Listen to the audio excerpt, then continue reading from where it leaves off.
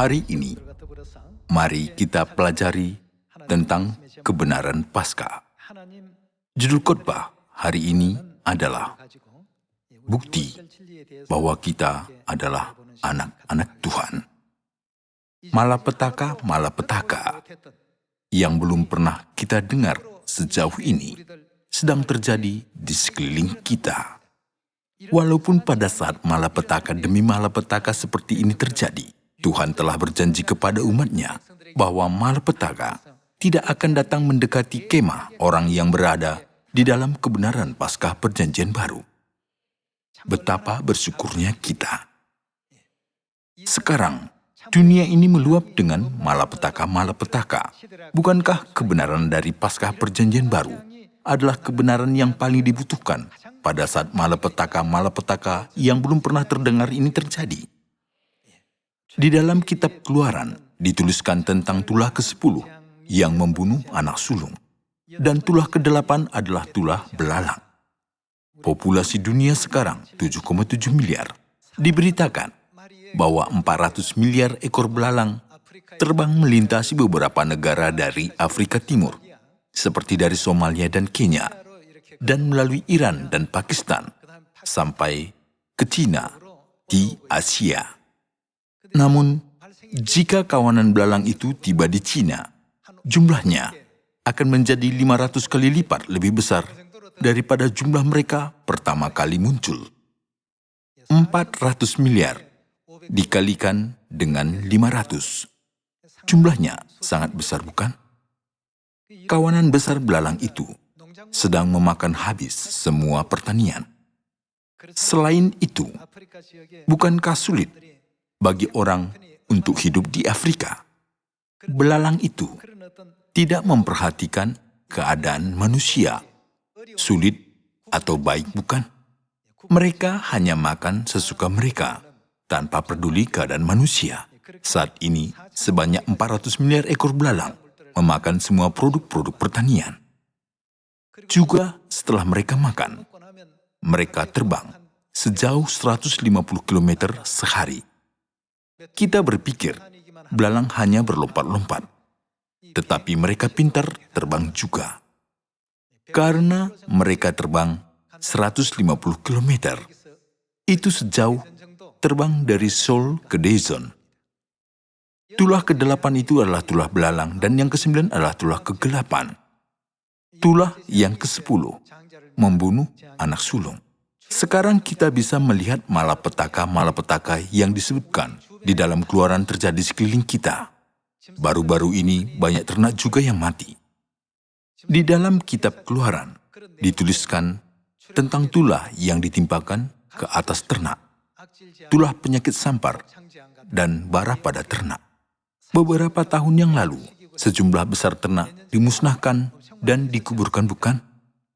Rupanya, hampir semua babi di Korea. Dan hal yang seperti itu terjadi beberapa tahun yang lalu. Hal-hal yang dituliskan di dalam Alkitab sedang terjadi satu demi satu pada zaman ini, tetapi lebih besar skalanya daripada zaman dahulu. Kita bisa mengetahui zaman ini zaman apa. Rupa bumi dan langit kamu tahu menilainya. Mengapakah kamu tidak dapat menilai zaman ini? Saya teringat firman ini yang diberikan Yesus kepada kita 2000 tahun yang lalu. Kalau begitu, kenapa Tuhan telah memberikan kepada kita Paskah pada zaman ini? Dan kenapa Dia memerintahkan kita untuk merayakannya? Paskah Perjanjian Baru bukan hanya mampu meluputkan kita dari malapetaka di atas bumi, tetapi juga melindungi kita dari malapetaka rohani. Paskah adalah sebuah kebenaran Perjanjian Baru yang berkuasa untuk menyelamatkan kita dari malapetaka rohani juga, bukan? Hari ini, mari kita belajar tentang hal ini. Menurut sejarah pendirian kerajaan Goguryeo, Jumong raja pendiri kerajaan itu. Dengan kata lain, dia dikenal pula sebagai Raja Dongmyong. Ini terjadi ketika Jumong meninggalkan keluarganya untuk mendirikan sebuah negara bernama Goguryeo. Dia berkata kepada istrinya sebelum meninggalkan keluarganya, "Jika anak kita menjadi dewasa nanti, pastikan dia datang ke negara yang kudirikan." Ketika dia datang kepadaku, ia harus membawa sebuah tanda sebagai bukti ia adalah anakku. Aku akan menaruh sebuah tanda itu di bawah pohon pinus yang bertumbuh di atas sebuah batu di segi 8. Ketika anak kita menjadi seorang remaja dan mampu untuk mencari aku, biarkan ia mencari pohon pinus itu dan menggali tanah di bawahnya. Kemudian ia harus membawa tanda itu. Lalu aku mengenal dia adalah anakku. Anak kita masih anak kecil. Aku susah mengenalnya sesudah tumbuh besar. Jumong memberi pesan ini kepada istrinya dan meninggalkan mereka. Waktu berlalu, anak itu tumbuh besar dan Jumong ayahnya mendirikan kerajaan Goguryeo. Anak itu mendengar ayahnya mendirikan sebuah kerajaan, lalu bertekad untuk pergi kepada ayahnya. Ibunya sudah berkata kepadanya, "Ayahmu sudah menyembunyikan sebuah tanda bagimu di bawah pohon pinus tertentu."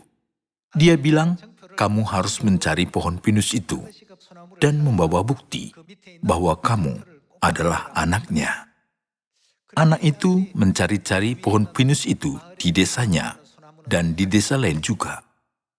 Walaupun dia mencari pohon pinus tersebut di mana-mana selama beberapa tahun, dia tidak bisa menemukannya. Suatu hari, dia berjalan di sekitar halaman belakang daripada rumahnya. Kebetulan dia menemukan sebuah batu segi 8 di bawah sebuah tiang kayu di halaman belakang rumahnya. Dulunya, dia tidak tertarik pada halaman belakang itu. Namun, pada hari itu, dia menemukan sebuah batu segi 8 di bawah sebuah tiang kayu, dan sebuah pikiran muncul dalam benaknya. Dia mengamati tiang kayu itu. Itu terdiri dari pohon pinus, dan di bawahnya ada batu yang berbentuk segi 8. Maka dia menggali tanah di bawah batu tersebut dan menemukan sebuah potongan belati yang berkarat. Dia berpikir, "Ayahku ingin barang ini menjadi bukti yang meneguhkan identitasku." Dia pergi ke Goguryeo dengan potongan itu. Ketika ia mau masuk ke dalam istana Raja Goguryeo, ia mengaku anak raja kerajaan itu. Penjaga-penjaga pintu istana tidak bisa meyakini bahwa dia benar anak raja. Maka mereka beradu mulut di depan istana. Lalu ia dibawa sampai ke depan raja. "Kamu harus membawa sebuah bukti. Apakah kamu sudah bawa itu?" "Ya, sudah." "Tunjukkan kepadaku," titah raja. Lalu dia menunjukkan potongan belati berkarat itu. Raja mengambilnya dan mencocokkan belati itu dengan potongan belati yang satunya. Ternyata memang pas. Akhirnya, sang raja mengenal anaknya dan mengakuinya sebagai putra raja. Kemudian putra raja itu menjadi raja kedua dari Goguryeo yang disebut Raja Yuri. Melalui kisah ini kita perlu bertanya, dengan bentuk apa Tuhan datang pada zaman Roh Kudus ini, akhir zaman ini? Dengan bukti apa Dia akan datang? Bagaimana aku bisa menerima Kristus yang datang? Dengan iman apa aku harus menerimanya? Kita harus mencari jawabannya melalui ajaran-ajaran Alkitab.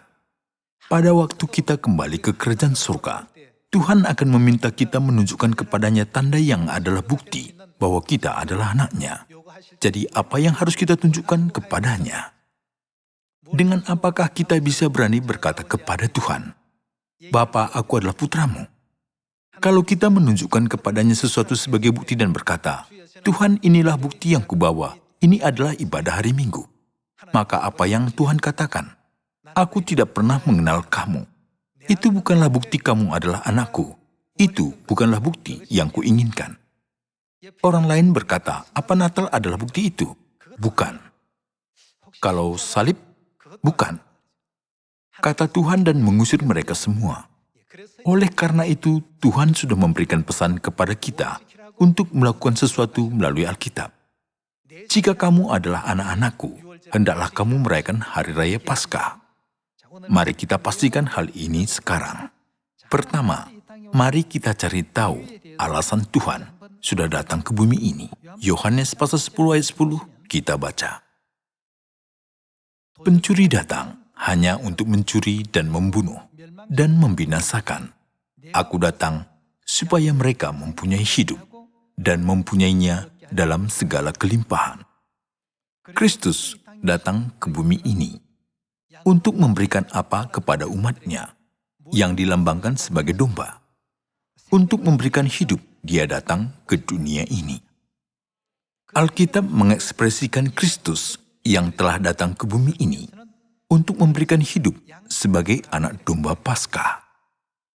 Tolong buka 1 Korintus pasal 5. Ketika kita pulang ke kerajaan surga, kita harus menunjukkan tanda ini dan berkata kepada Tuhan, Bapa, akulah putramu.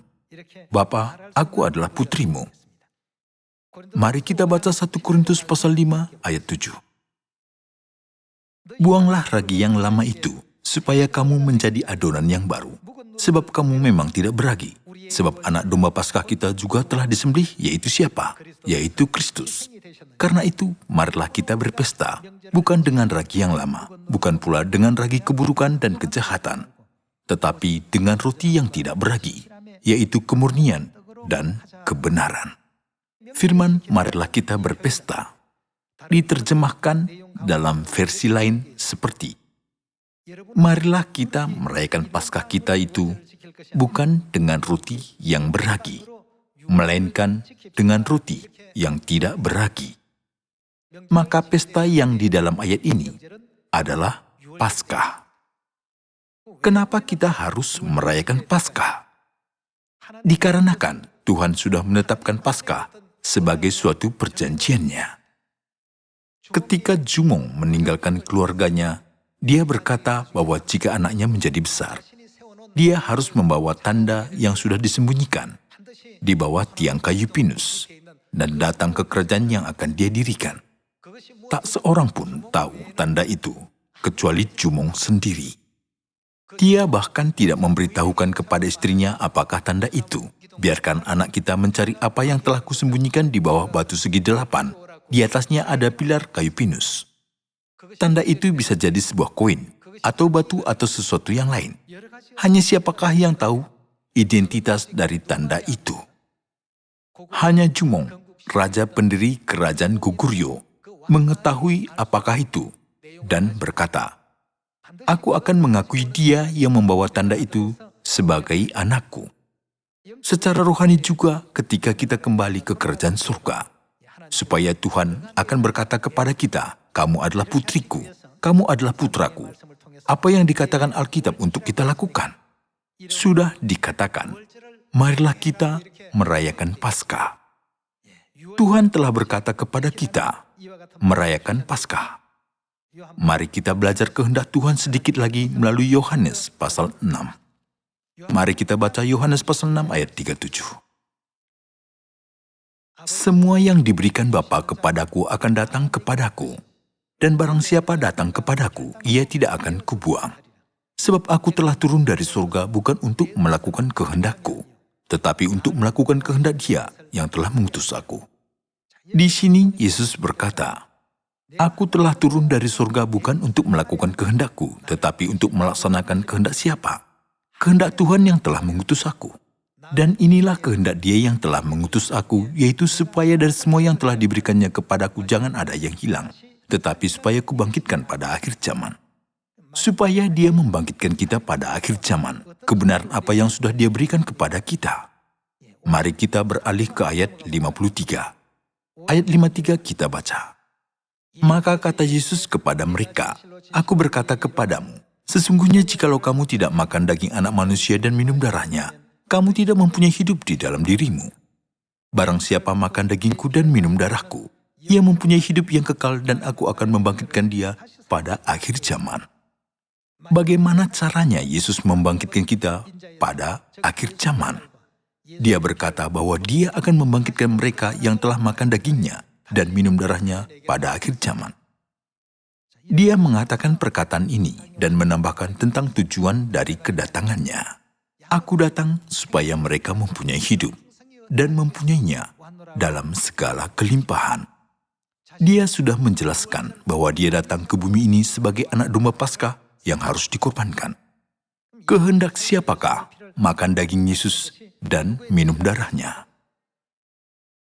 Itu adalah kehendak Bapa, sebab Yesus datang untuk melaksanakan kehendak Bapa.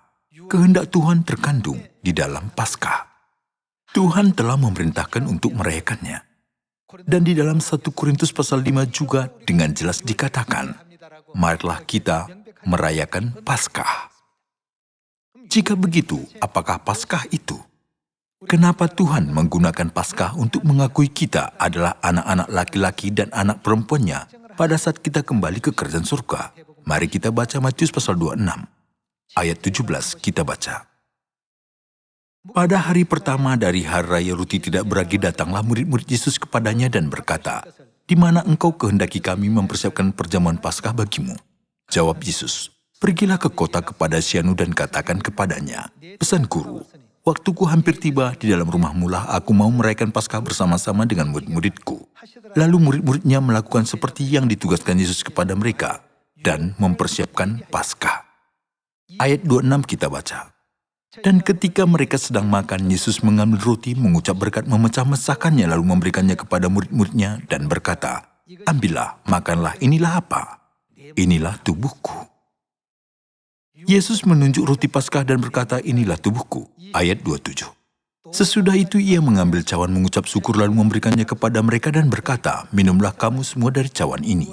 Dia mengambil cawan yang berisi anggur Paskah dan mengucap syukur dan berkata, "Minumlah dari cawan ini." Ayat 28. Sebab inilah darah siapa? Darahku, darah perjanjian, yang ditumpahkan bagi banyak orang untuk pengampunan dosa. Di dalam Yohanes pasal 6 Yesus berkata, "Barang siapa makan daging anak manusia dan minum darahnya, ia mempunyai hidup yang kekal dan akan kubangkitkan pada akhir zaman." Dengan perkataan, barang siapa makan roti dan minum anggur Paskah, memberikan apakah maksudnya? Itu bermaksud memberikan hidup yang kekal, bukan? Jika tidak makan dan minum itu, apa yang tidak ada dalam kita? Hidup tidak ada di dalam kita. Sesungguhnya menurut Alkitab, ini adalah hukum kehidupan dan peraturan kehidupan yang telah Yesus tetapkan pada waktu dia datang ke bumi ini 2000 tahun yang lalu.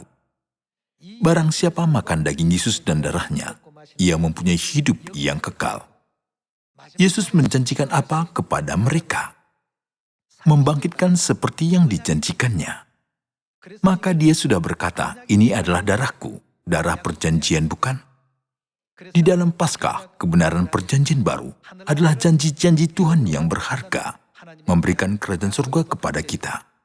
Dan itu juga adalah suatu janji bahwa Tuhan akan menghentikan malapetaka kepada anak-anak surgawi yang akan menerima kerajaan surga sebagai ahli waris. Jumong telah meninggalkan pesan untuk anaknya, supaya mencarinya sesudah dia menjadi besar, dan memastikan itu anaknya dengan potongan belati itu. Sama seperti itu dengan apakah Tuhan sudah memastikan dia adalah Bapa kita ketika dia datang ke bumi ini, memberitahukannya melalui Paskah. Dengan apakah dia memastikan kita adalah anak laki-lakinya dan anak perempuannya? Itu juga dipastikan dengan Paskah. Oleh karena itu dia sudah menaruh apa di dalam kita? Dia telah menaruh daging dan darahnya yang mahal di dalam kita, bukan?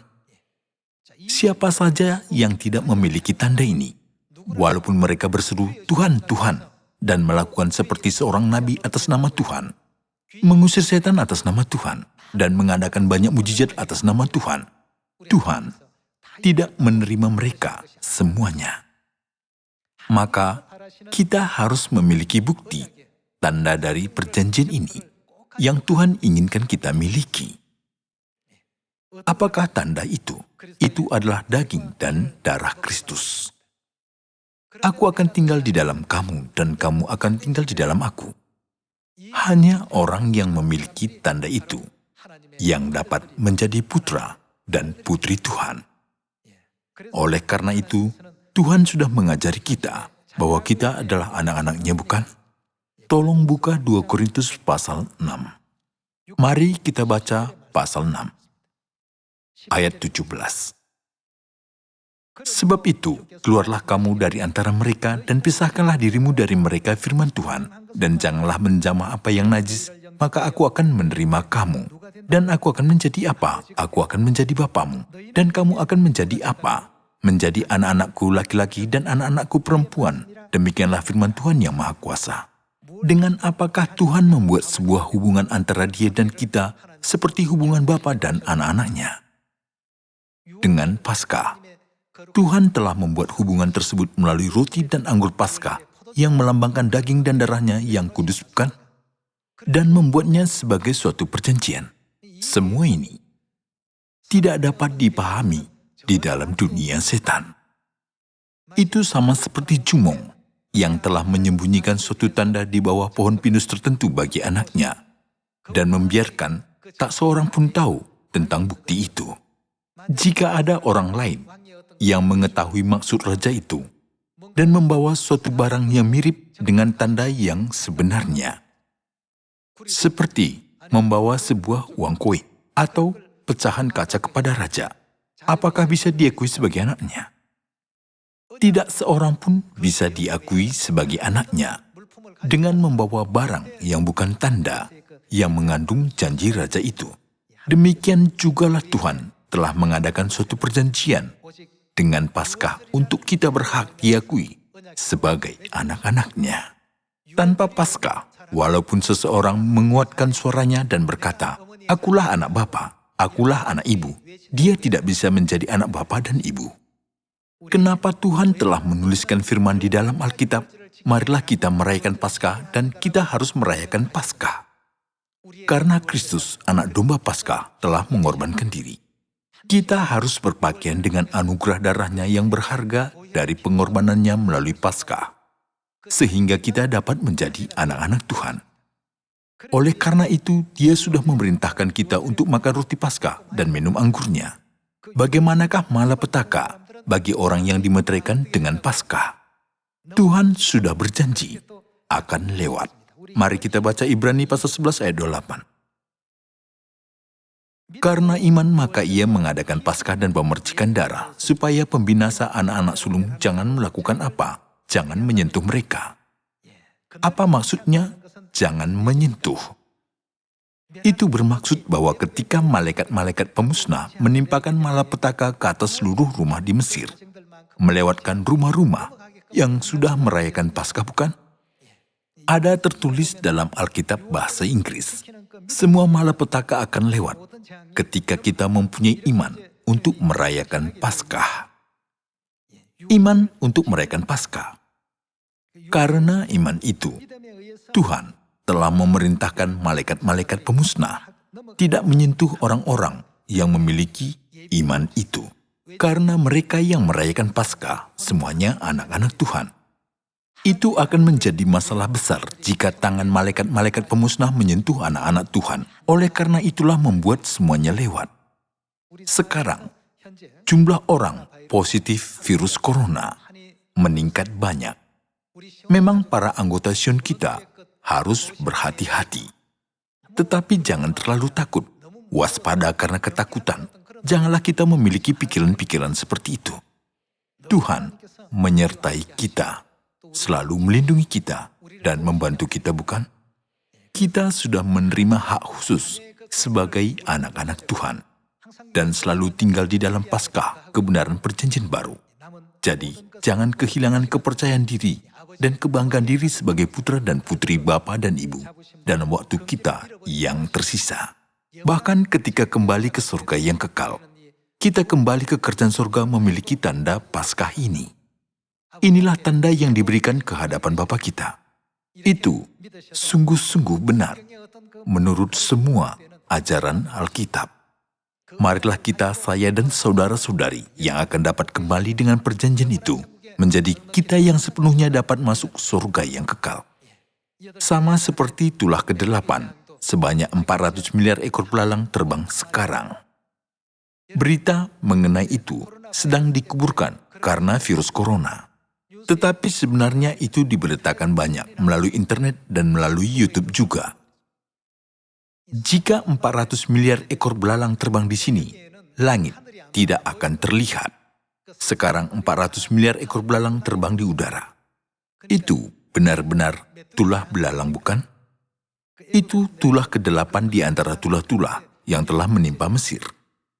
Sebelum ini, tulah yang membunuh hewan-hewan juga sudah terjadi di negeri ini. Sekarang, jika malapetaka terjadi, maka Paskah mutlak dibutuhkan.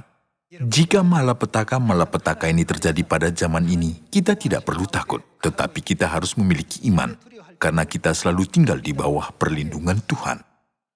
Kita sedang mempersiapkan diri kita untuk merayakan Paskah dengan segenap tenaga kita, bukan?